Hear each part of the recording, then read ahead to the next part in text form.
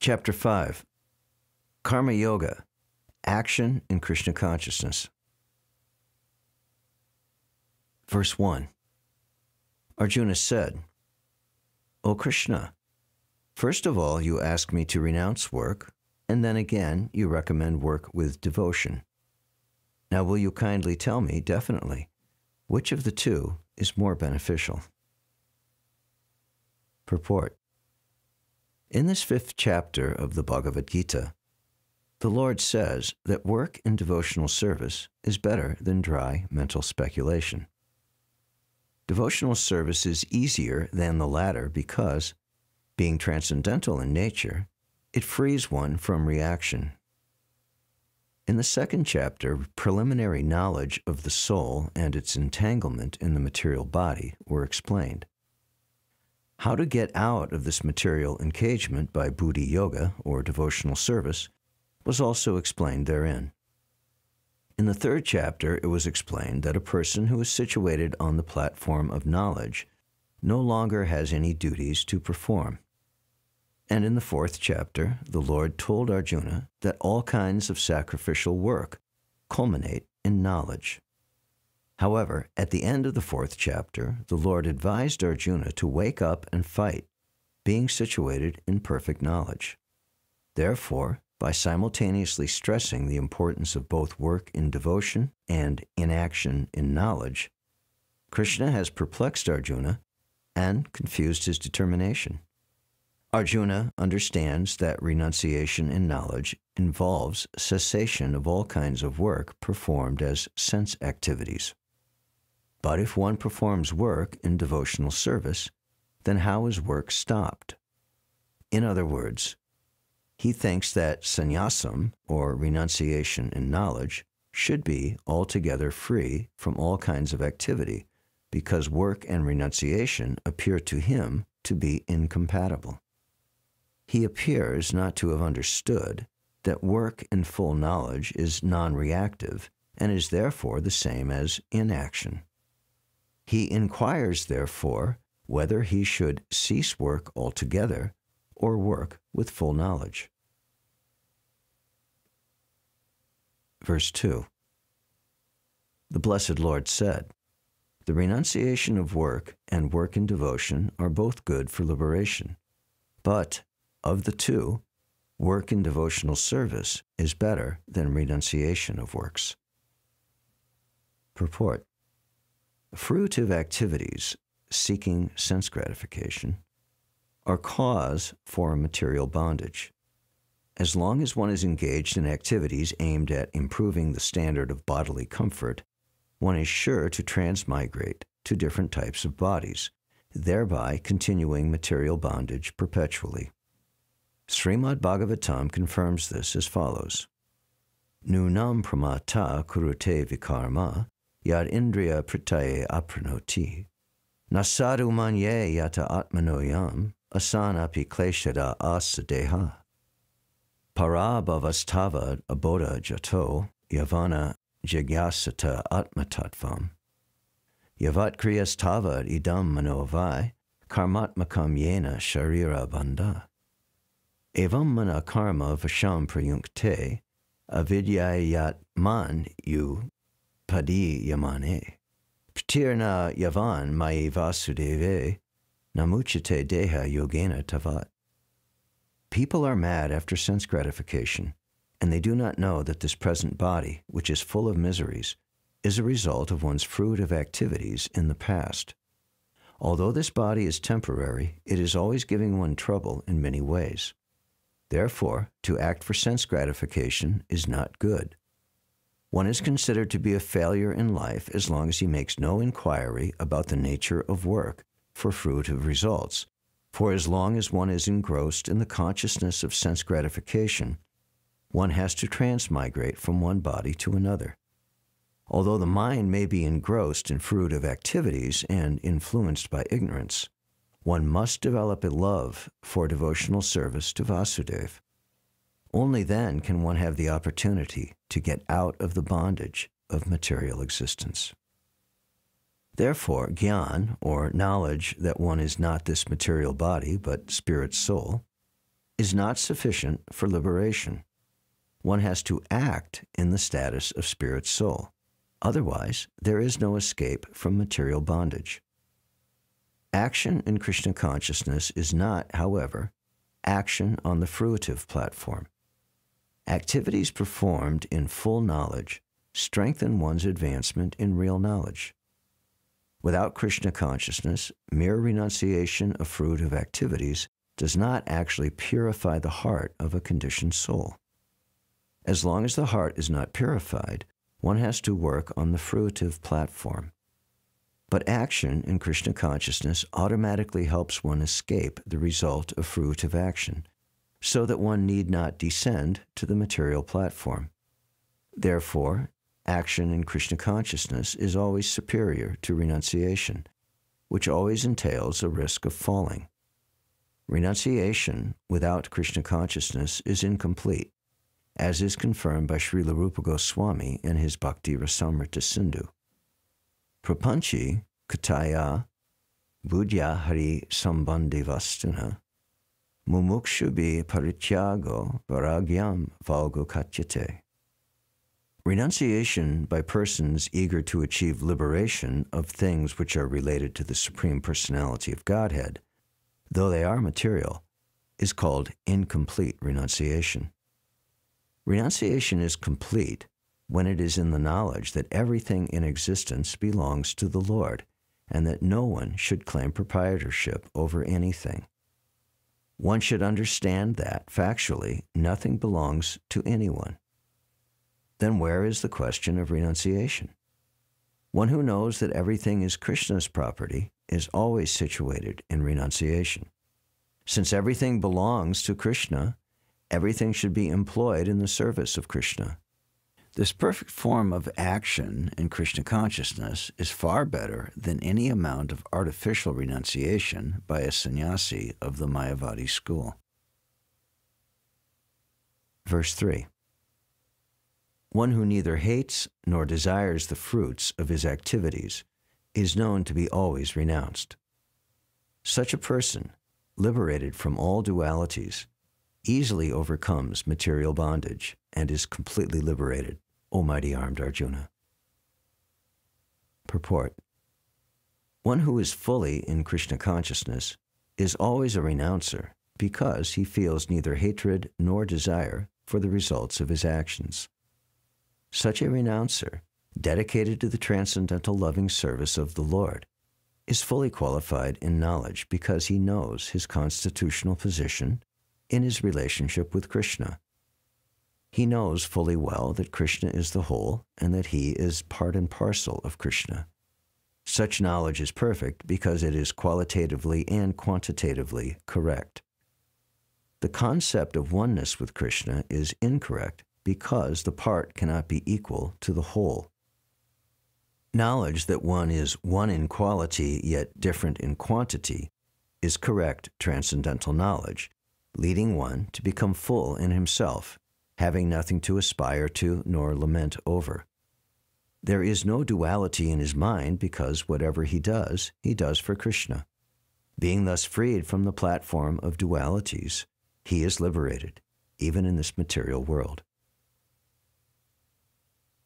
Verse 4. Only the ignorant speak of karma yoga and devotional service as being different from the analytical study of the material world, Sankhya. Those who are actually learned say that he who applies himself well to one of these paths achieves the results of both. Purport. The aim of the analytical study of the material world is to find the soul of existence. The soul of the material world is Vishnu, or the Supersoul. Devotional service to the Lord entails service to the Supersoul. One process is to find the root of the tree, and, next, to water the root. The real student of Sankhya philosophy finds the root of the material world, Vishnu, and then, in perfect knowledge, engages himself in the service of the Lord. Therefore, in essence, there is no difference between the two because the aim of both is Vishnu. Those who do not know the ultimate end say that the purposes of Sankhya and Karma Yoga are not the same, but one who is learned knows the unifying aim in these different processes. Verse 5. One who knows that the position reached by means of renunciation can also be attained by works in devotional service, and who therefore sees that the path of works and the path of renunciation are one, sees things as they are. Purport. The real purpose of philosophical research is to find the ultimate goal of life. Since the ultimate goal of life is self-realization, there is no difference between the conclusions reached by the two processes. By Sankhya philosophical research, one comes to the conclusion that a living entity is not a part and parcel of the material world, but of the Supreme Spirit whole. Consequently, the Spirit soul has nothing to do with the material world. His actions must be in some relation with the Supreme. When he acts in Krishna consciousness, he is actually in his constitutional position. In the first process of Sankhya, one has to become detached from matter, and in the devotional yoga process, one has to attach himself to the work of Krishna. Factually, both processes are the same, although superficially, one process appears to involve detachment and the other process appears to involve attachment. However, detachment from matter and attachment to Krishna are one and the same. One who can see this sees things as they are. Verse 6. Unless one is engaged in the devotional service of the Lord, mere renunciation of activities cannot make one happy. The sages, purified by works of devotion, achieve the Supreme without delay. Purport. There are two classes of sannyasis or persons in the renounced order of life. The Mayavadi sannyasis are engaged in the study of Sankhya philosophy, whereas the Vaishnava sannyasis are engaged in the study of Bhagavatam philosophy, which affords the proper commentary on the Vedanta Sutras. The Mayavadi sannyasis also study the Vedanta Sutras, but use their own commentary called Sharirākapasya, written by Shankaracharya.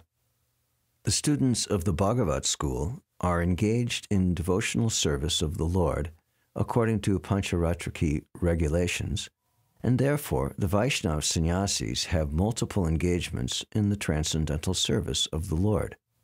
The Vaishnava sannyasis have nothing to do with material activities, and yet they perform various activities in their devotional service to the Lord.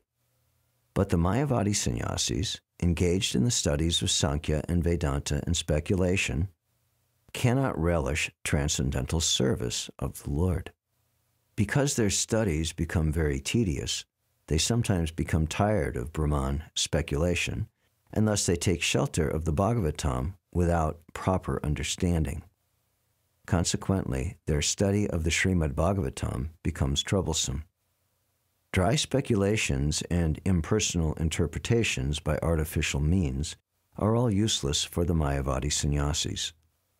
The Vaishnava sannyasis, who are engaged in devotional service, are happy in the discharge of their transcendental duties, and they have the guarantee of ultimate entrance into the kingdom of God. The Mayavadi sannyasis sometimes fall down from the path of self-realization and again enter into material activities of a philanthropic and altruistic nature, which are nothing but material engagements. Therefore, the conclusion is that those who are engaged in Krishna consciousness are better situated than the sannyasis engaged in simple Brahman speculation, although they too come to Krishna consciousness after many births. Verse 7. One who works in devotion, who is a pure soul, and who controls his mind and senses, is dear to everyone, and everyone is dear to him. Though always working, such a man is never entangled. Purport.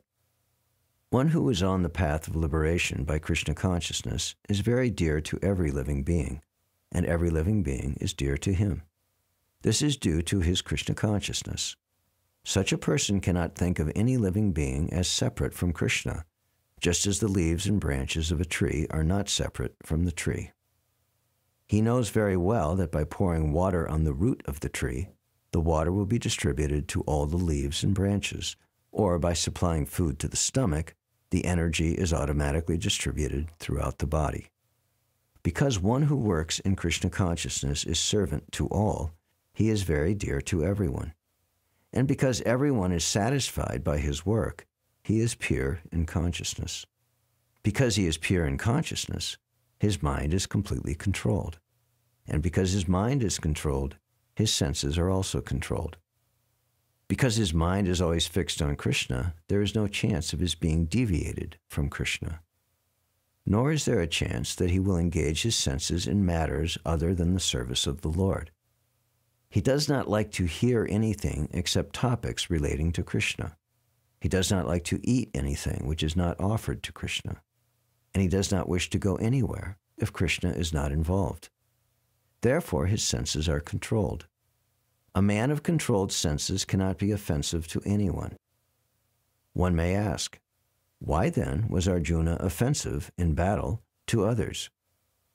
Wasn't he in Krishna consciousness? Arjuna was only superficially offensive because, as has already been explained in the second chapter, all the assembled persons on the battlefield would continue to live individually, as the soul cannot be slain. So spiritually, no one was killed on the battlefield of Kurukshetra. Only their dresses were changed by the order of Krishna, who was personally present.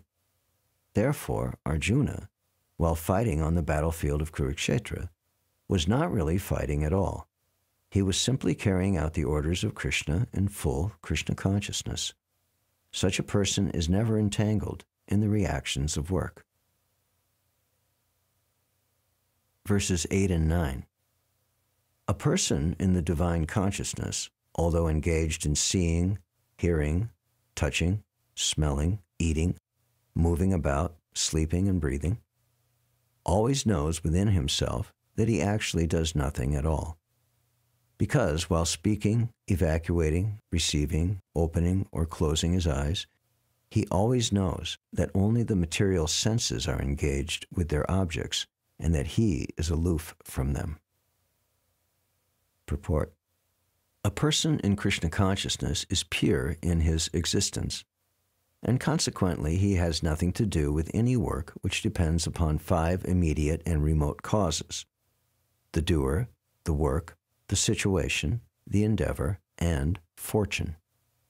This is because he is engaged in the loving transcendental service of Krishna. Although he appears to be acting with his body and senses, he is always conscious of his actual position, which is spiritual engagement.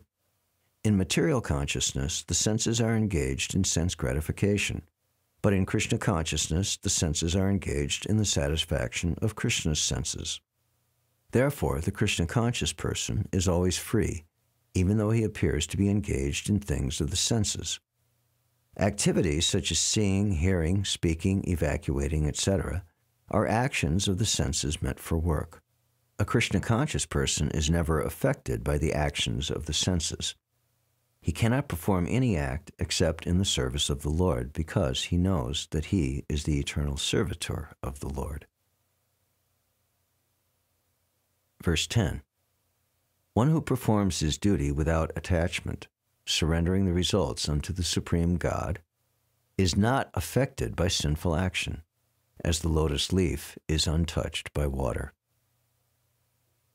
Purport. Here, Brahmani means in Krishna consciousness. The material world is a sum total manifestation of the 3 modes of material nature, technically called the pradhana. The Vedic hymns, Sarvam Brahma, Tasmad Brahma, Nama Rupam Anamam Chajayate, and, in the Bhagavad Gita, Mama Yonir Mahad Brahma, indicate that everything in the material world is the manifestation of Brahman. And, although the effects are differently manifested, they are non-different from the cause. In the Ishopanishad, it is said that everything is related to the Supreme Brahman or Krishna, and thus everything belongs to him only.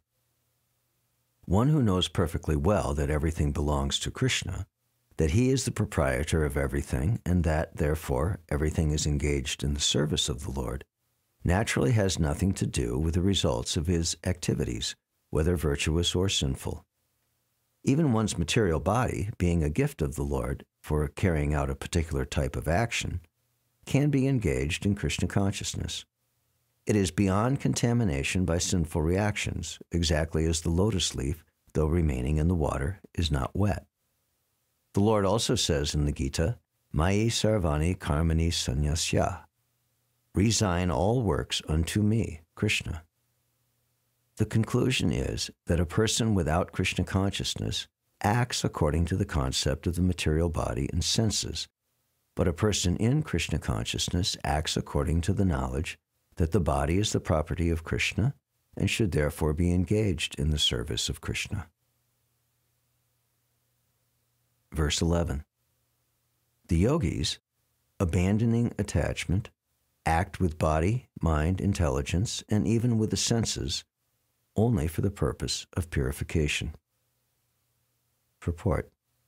By acting in Krishna consciousness for the satisfaction of the senses of Krishna, any action, whether of the body, mind, intelligence, or even of the senses, is purified of material contamination. There are no material reactions resulting from the activities of a Krishna-conscious person. Therefore, purified activities, which are generally called sadachara, can be easily performed by acting in Krishna consciousness. Sri Rupa Goswami, in his Bhakti Rasamrita Sindhu, describes this as follows.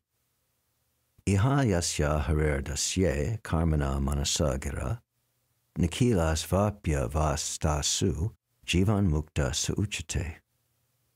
A person acting in Krishna consciousness, or in other words, in the service of Krishna, with his body, mind, intelligence, and words, is a liberated person, even within the material world, although he may be engaged in many so-called material activities. He has no false ego, nor does he believe that he is this material body, nor that he possesses the body. He knows that he is not this body, and that this body does not belong to him. He himself belongs to Krishna, and the body too belongs to Krishna. When he applies everything produced of the body, mind, intelligence, words, life, wealth, etc., whatever he may have within his possession, to Krishna's service, he is at once dovetailed with Krishna. He is one with Krishna and is devoid of the false ego that leads one to believe that he is the body, etc. This is the perfect stage of Krishna consciousness. Verse 12. The steadily devoted soul attains unadulterated peace because he offers the result of all activities to me. Whereas a person who is not in union with the divine, who is greedy for the fruits of his labor, becomes entangled. Purport. The difference between a person in Krishna consciousness and a person in bodily consciousness is that the former is attached to Krishna, whereas the latter is attached to the results of his activities. The person who is attached to Krishna and works for him only is certainly a liberated person, and he is not anxious for fruitive rewards. In the Bhagavatam, the cause of anxiety over the result of an activity is explained as being due to one's functioning in the conception of duality, that is, without knowledge of the absolute truth. Krishna is the supreme absolute truth, the personality of Godhead. In Krishna consciousness, there is no duality. All that exists is a product of Krishna's energy, and Krishna is all good.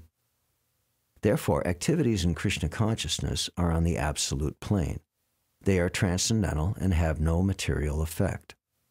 One is therefore filled with peace in Krishna consciousness. One who is, however, entangled in profit calculation for sense gratification cannot have that peace. This is the secret of Krishna consciousness. Realization that there is no existence besides Krishna is the platform of peace and fearlessness. Verse 13. When the embodied living being controls his nature and mentally renounces all actions, he resides happily in the city of 9 gates, the material body, neither working nor causing work to be done. Purport. The embodied soul lives in the city of 9 gates. The activities of the body, or the figurative city of body, are conducted automatically by the particular modes of nature. The soul, although subjecting himself to the conditions of the body, can be beyond those conditions if he so desires. Owing only to forgetfulness of his superior nature, he identifies with the material body, and therefore suffers. By Krishna consciousness, he can revive his real position and thus come out of his embodiment. Therefore, when one takes to Krishna consciousness, one at once becomes completely aloof from bodily activities. In such a controlled life in which his deliberations are changed, he lives happily within the city of 9 gates. The 9 gates are described as follows.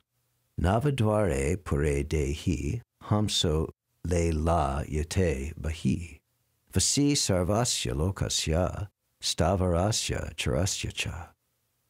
The Supreme Personality of Godhead, who is living within the body of a living entity, is the controller of all living entities all over the universe. The body consists of 9 gates, 2 eyes, 2 nostrils, 2 ears, 1 mouth, the anus, and the genital. The living entity in his conditioned stage identifies himself with the body, but when he identifies himself with the Lord within himself, he becomes just as free as the Lord, even while in the body. Therefore, a Krishna-conscious person is free from both the outer and inner activities of the material body. Verse 14. The embodied spirit, master of the city of his body, does not create activities, nor does he induce people to act, nor does he create the fruits of action. All this is enacted by the modes of material nature. Purport. The living entity, as will be explained in the 7th chapter, is one in nature with the Supreme Lord, distinguished from matter, which is another nature called inferior of the Lord. Somehow, the superior nature, the living entity, has been in contact with material nature since time immemorial. The temporary body or material dwelling place which he obtains is the cause of varieties of activities and their resultant reactions. Living in such a conditional atmosphere, one suffers the results of the activities of the body by identifying himself in ignorance with the body. It is ignorance acquired from time immemorial that is the cause of bodily suffering and distress. As soon as the living entity becomes aloof from the activities of the body, he becomes free from the reactions as well. As long as he is in the city of body, he appears to be the master of it, but actually he is neither its proprietor nor controller of its actions and reactions. He is simply in the midst of the material ocean, struggling for existence. The waves of the ocean are tossing him, and he has no control over them. His best solution is to get out of the water by transcendental Krishna consciousness. That alone will save him from all turmoil. Verse 15. Nor does the Supreme Spirit assume anyone's sinful or pious activities. Embodied beings, however, are bewildered because of the ignorance which covers their real knowledge. Purport. The Sanskrit word vibhu means the Supreme Lord, who is full of unlimited knowledge, riches, strength, fame, beauty, and renunciation.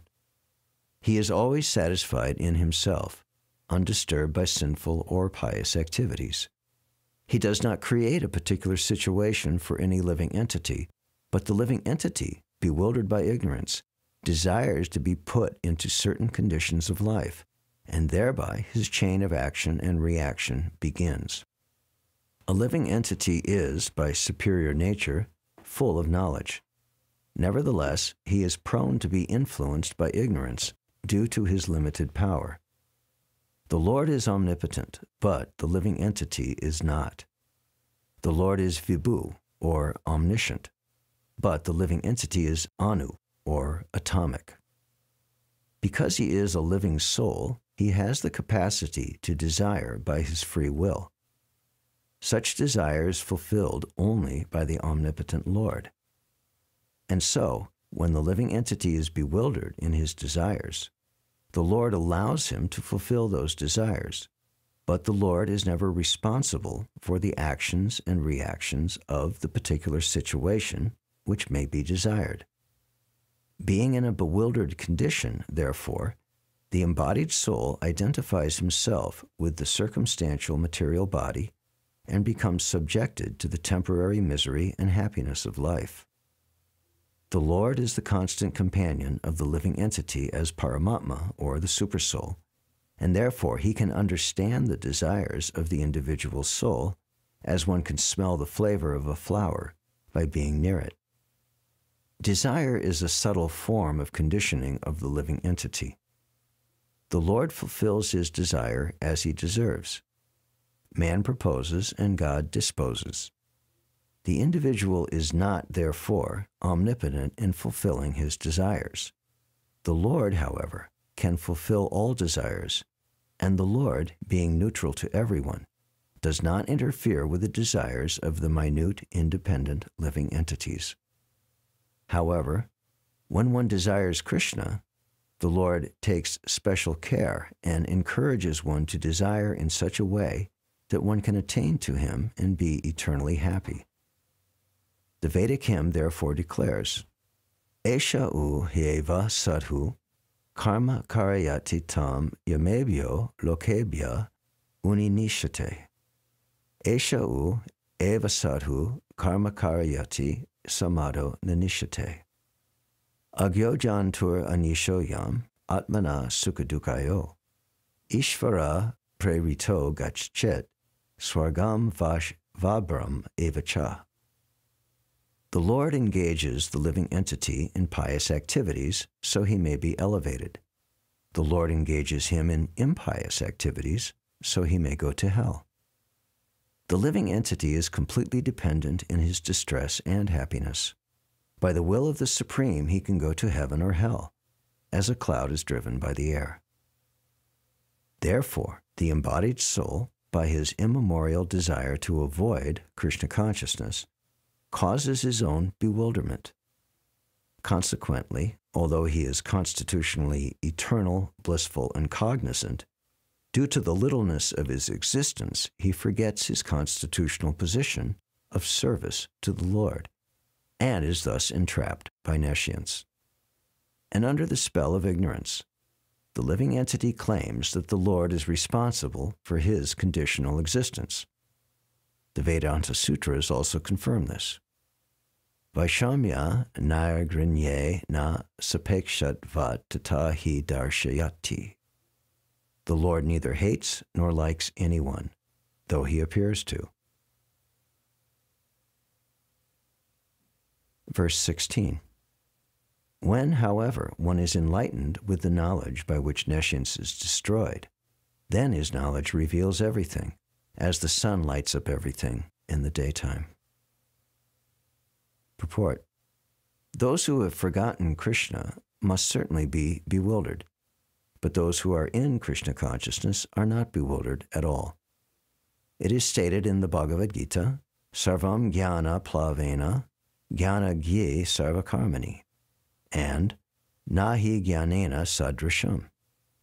Knowledge is always highly esteemed. And what is that knowledge? Perfect knowledge is achieved when one surrenders unto Krishna, as is said in the 7th chapter, 19th verse, Bahunam Janmanam Ante Jnanavam Mam Prapadyate. After passing through many, many births, when one perfect in knowledge surrenders unto Krishna, or when one attains Krishna consciousness, then everything is revealed to him, as the sun reveals everything in the daytime. The living entity is bewildered in so many ways. For instance, when he thinks himself God, unceremoniously, he actually falls into the last snare of nescience. If a living entity is God, then how can he become bewildered by nescience? Does God become bewildered by nescience? If so, then nescience, or Satan, is greater than God. Real knowledge can be obtained from a person who is in perfect Krishna consciousness. Therefore, one has to seek out such a bona fide spiritual master and, under him, learn what Krishna consciousness is. The spiritual master can drive away all nescience as the sun drives away darkness. Even though a person may be in full knowledge that he is not this body but is transcendental to the body, he still may not be able to discriminate between the soul and the supersoul. However, he can know everything well if he cares to take shelter of the perfect, bona fide, Krishna-conscious spiritual master. One can know God and one's relationship with God only when one actually meets a representative of God. A representative of God never claims that he is God, although he is paid all the respect ordinarily paid to God because he has knowledge of God. One has to learn the distinction between God and the living entity. Lord Sri Krishna therefore stated in the second chapter that every living being is individual and that the Lord also is individual. They were all individuals in the past, they are individuals at present, and they will continue to be individuals in the future, even after liberation. At night, we see everything as one in the darkness, but in day, when the sun is up, we see everything in its real identity. Identity with individuality in spiritual life is real knowledge. Verse 17. When one's intelligence, mind, faith, and refuge are all fixed in the Supreme, then one becomes fully cleansed of misgivings through complete knowledge and thus proceeds straight on the path of liberation. Purport. The Supreme Transcendental Truth is Lord Krishna. The whole Bhagavad Gita centers around the declaration of Krishna as the Supreme Personality of Godhead. That is the version of all Vedic literature. Paratattva means the Supreme Reality, who is understood by the knowers of the Supreme as Brahman, Paramatma, and Bhagwan. Bhagwan, or the Supreme Personality of Godhead, is the last word in the Absolute. There is nothing more than that. The Lord says, Mata parataram nanyat kinchit asti dhananjaya. Impersonal Brahman is also supported by Krishna.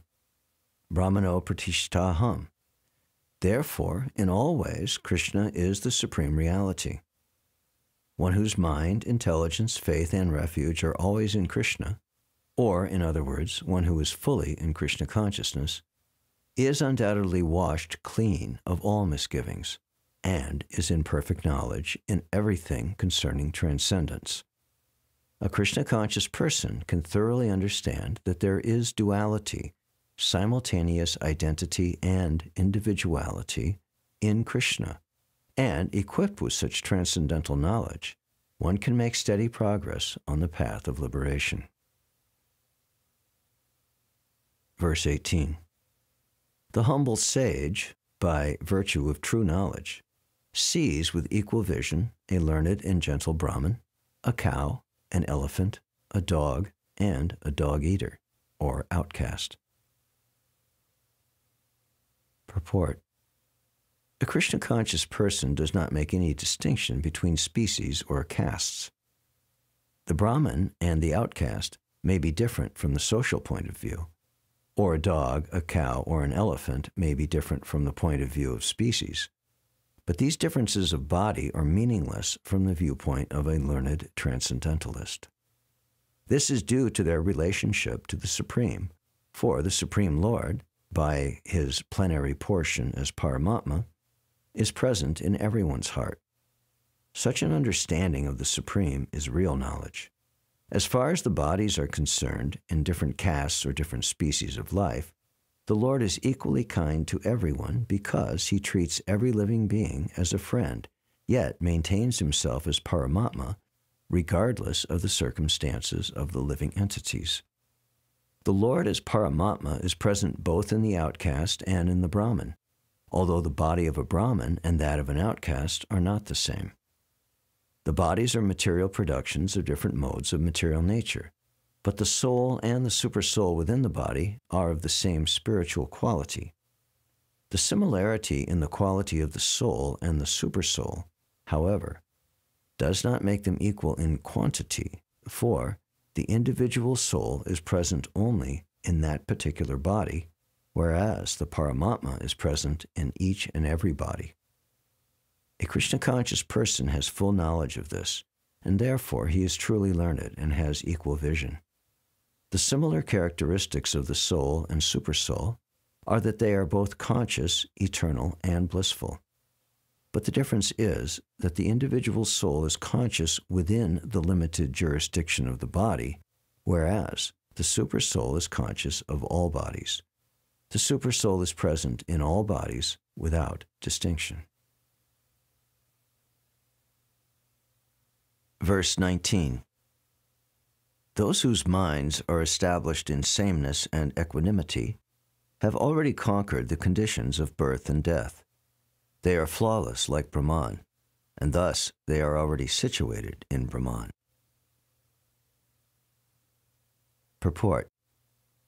Equanimity of mind, as mentioned above, is the sign of self-realization. Those who have actually attained to such a stage should be considered to have conquered material conditions, specifically birth and death. As long as one identifies with this body, he is considered a conditioned soul. But as soon as he is elevated to the stage of equanimity through realization of self, he is liberated from conditional life. In other words, he is no longer subject to take birth in the material world, but can enter into the spiritual sky after his death. The Lord is flawless because he is without attraction or hatred. Similarly, when a living entity is without attraction or hatred, he also becomes flawless and eligible to enter into the spiritual sky. Such persons are to be considered already liberated, and their symptoms are described below. Verse 20. A person who neither rejoices upon achieving something pleasant, nor laments upon obtaining something unpleasant, who is self-intelligent, unbewildered, and who knows the science of God, is to be understood as already situated in transcendence. Purport. The symptoms of the self-realized person are given herein. The first symptom is that he is not illusioned by the false identification of the body with his true self.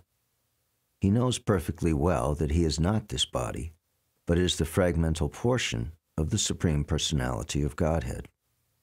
He is therefore not joyful in achieving something, nor does he lament in losing anything, which is related to his body. This steadiness of mind is called sthira buddhi, or self-intelligence. He is therefore never bewildered by mistaking the gross body for the soul, nor does he accept the body as permanent and disregard the existence of the soul. This knowledge elevates him to the station of knowing the complete science of the Absolute Truth, namely Brahman, Paramatma, and Bhagwan. He thus knows his constitutional position perfectly well, without falsely trying to become one with the Supreme in all respects. This is called Brahman realization, or self-realization. Such steady consciousness is called Krishna consciousness. Verse 21. Such a liberated person is not attracted to material sense pleasure or external objects, but is always in trance, enjoying the pleasure within. In this way, the self-realized person enjoys unlimited happiness, for he concentrates on the Supreme. Purport. Sri Yamunacharya, a great devotee in Krishna consciousness, said, Yadavadi mama cheta Krishna padaravinde navanavara dhamma nudyataran tumasit tadavadi bata nari sangames maryamane bhavati mukha vikara sushtu nishtavanam cha. Since I have been engaged in the transcendental loving service of Krishna, realizing ever new pleasure in him, whenever I think of sex pleasure, I spit at the thought, and my lips curl with distaste. A person in Brahma Yoga or Krishna consciousness is so absorbed in the loving service of the Lord that he loses his taste for material sense pleasure altogether. The highest pleasure in terms of matter is sex pleasure. The whole world is moving under its spell, and a materialist cannot work at all without this motivation. But a person engaged in Krishna consciousness can work with greater vigor without sex pleasure, which he avoids. That is the test in spiritual realization. Spiritual realization and sex pleasure go ill together. A Krishna-conscious person is not attracted to any kind of sense pleasure due to his being a liberated soul. Verse 22. An intelligent person does not take part in the sources of misery, which are due to contact with the material senses. O son of Kunti, such pleasures have a beginning and an end, and so the wise man does not delight in them. Purport. Material sense pleasures are due to the contact of the material senses, which are all temporary because the body itself is temporary. A liberated soul is not interested in anything which is temporary. Knowing well the joys of transcendental pleasures, how can a liberated soul agree to enjoy false pleasure? In the Padma Purana it is said, Ramante yogino nante satyananda chiratmani iti rama pade nasau param brahma vidiyate. The mystics derive unlimited transcendental pleasures from the Absolute Truth, and therefore the Supreme Absolute Truth, the Personality of Godhead, is also known as Ram. In the Srimad Bhagavatam also it is said, Nayam deho deha bhajam nreloke, kastan kaman arhate vid bhajam ye, tapo divyam putraka yena sattvam, sudyed yasmad brahma sokyam tvanantam. My dear sons, there is no reason to labor very hard for sense pleasure while in this human form of life. Such pleasures are available to the stool eaters, the hogs. Rather, you should undergo penances in this life, by which your existence will be purified, and as a result, you will be able to enjoy unlimited transcendental bliss. Therefore, those who are true yogis or learned transcendentalists are not attracted by sense pleasures, which are the causes of continuous material existence. The more one is addicted to material pleasures, the more he is entrapped by material miseries. Verse 23. Before giving up this present body, if one is able to tolerate the urges of the material senses and check the force of desire and anger, he is a yogi and is happy in this world. Purport. If one wants to make steady progress on the path of self-realization, he must try to control the forces of the material senses. There are the forces of talk, forces of anger, forces of mind, forces of the stomach, forces of the genitals, and forces of the tongue. One who is able to control the forces of all these different senses and the mind is called Goswami or Swami. Such Goswamis live strictly controlled lives and forego altogether the forces of the senses. Material desires, when unsatiated, generate anger, and thus the mind, eyes, and chest become agitated. Therefore, one must practice to control them before one gives up this material body.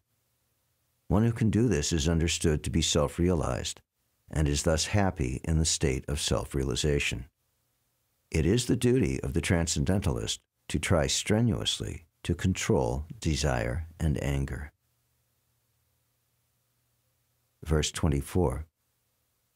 One whose happiness is within, who is active within, who rejoices within, and is illumined within, is actually the perfect mystic. He is liberated in the Supreme, and ultimately he attains the Supreme. Purport. Unless one is able to relish happiness from within, how can one retire from the external engagements meant for deriving superficial happiness? A liberated person enjoys happiness by factual experience. He can, therefore, sit silently at any place and enjoy the activities of life from within. Such a liberated person no longer desires external material happiness. This state is called Brahmabhuta, attaining which one is assured of going back to Godhead, back to home. Verse 25. One who is beyond duality and doubt, whose mind is engaged within, who is always busy working for the welfare of all sentient beings, and who is free from all sins, achieves liberation in the Supreme. Purport. Only a person who is fully in Krishna consciousness can be said to be engaged in welfare work for all living entities. When a person is actually in the knowledge that Krishna is the fountainhead of everything, then when he acts in that spirit, he acts for everyone. The sufferings of humanity are due to forgetfulness of Krishna as the supreme enjoyer, the supreme proprietor, and the supreme friend. Therefore, to act to revive this consciousness within the entire human society is the highest welfare work. One cannot be engaged in first-class welfare work without being liberated in the Supreme. A Krishna-conscious person has no doubt about the supremacy of Krishna. He has no doubt because he is completely freed from all sins. This is the state of divine love. A person engaged only in ministering to the physical welfare of human society cannot factually help anyone. Temporary relief of the external body and the mind is not satisfactory. The real cause of one's difficulties in the hard struggle for life may be found in one's forgetfulness of his relationship with the Supreme Lord. When a man is fully conscious of his relationship with Krishna, he is actually a liberated soul, although he may be in the material tabernacle. Verse 26. Those who are free from anger and all material desires, who are self-realized, self-disciplined, and constantly endeavoring for perfection, are assured of liberation in the Supreme in the very near future.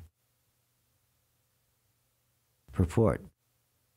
Of the saintly persons who are constantly engaged in striving towards salvation, one who is in Krishna consciousness is the best of all.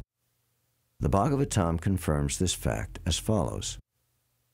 Yat para pankaja palasha vilasa bhaktya karmashayam gratitam udgratayanti santa tadvan narikta matayo yatayo pirudha sroto ganastam aranam bhaja vasudevam. Just try to worship in devotional service Vasudeva, the Supreme Personality of Godhead. Even great sages are not able to control the forces of the senses as effectively as those who are engaged in transcendental bliss by serving the lotus feet of the Lord, uprooting the deep-grown desire for fruitive activities.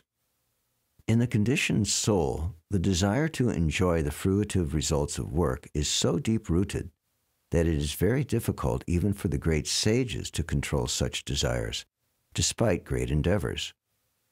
A devotee of the Lord, constantly engaged in devotional service in Krishna consciousness, perfect in self-realization, very quickly attains liberation in the Supreme. Owing to his complete knowledge in self-realization, he always remains in trance. To cite an analogous example of this, Darshana Jhana Samsparshaya Matsya Kurma Vihangama Svanya Patyani Pushnanti Tataham Api Padmaja. By vision, by meditation, and by touch only do the fish, the tortoise, and the birds maintain their offspring. Similarly, do I also, O Padmaja. The fish brings up its offspring simply by looking at them. The tortoise brings up its offspring simply by meditation. The eggs of the tortoise are laid on land, and the tortoise meditates on the eggs while in the water. Similarly, a devotee in Krishna consciousness, although far away from the Lord's abode, can elevate himself to that abode simply by thinking of him constantly, by engagement in Krishna consciousness. He does not feel the pangs of material miseries. This state of life is called Brahma Nirvana, or the absence of material miseries due to being constantly immersed in the Supreme. Verses 27 and 28.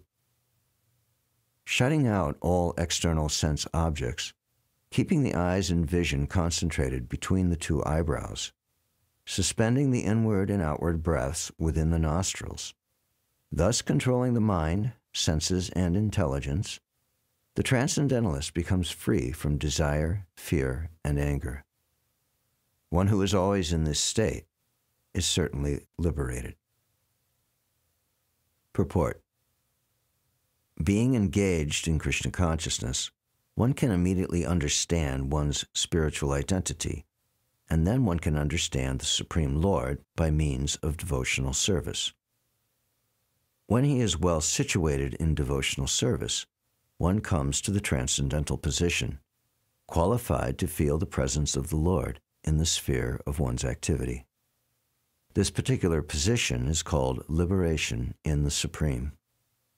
After explaining the above principles of liberation in the Supreme, the Lord gives instruction to Arjuna as to how one can come to that position by the practice of mysticism or yoga, known as Ashtanga Yoga, which is divisible into an eightfold procedure called Yama, Niyama, Asana, Pranayama, Pratyahara, Dharana, Jhana, and Samadhi.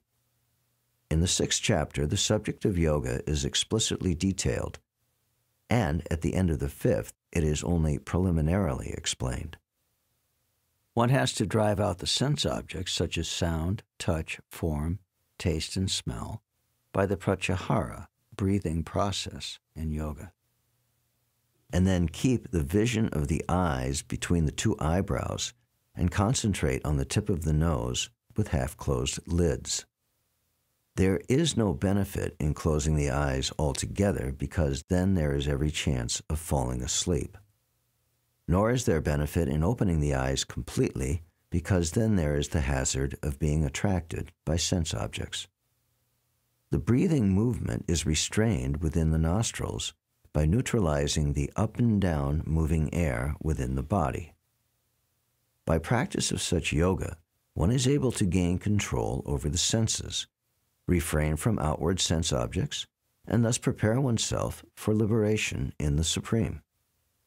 This yoga process helps one become free from all kinds of fear and anger, and thus feel the presence of the Supersoul in the transcendental situation. In other words, Krishna consciousness is the easiest process of executing yoga principles. This will be thoroughly explained in the next chapter. A Krishna-conscious person, however, being always engaged in devotional service, does not risk losing his senses to some other engagement. This is a better way of controlling the senses than by the Ashtanga Yoga. Verse 29.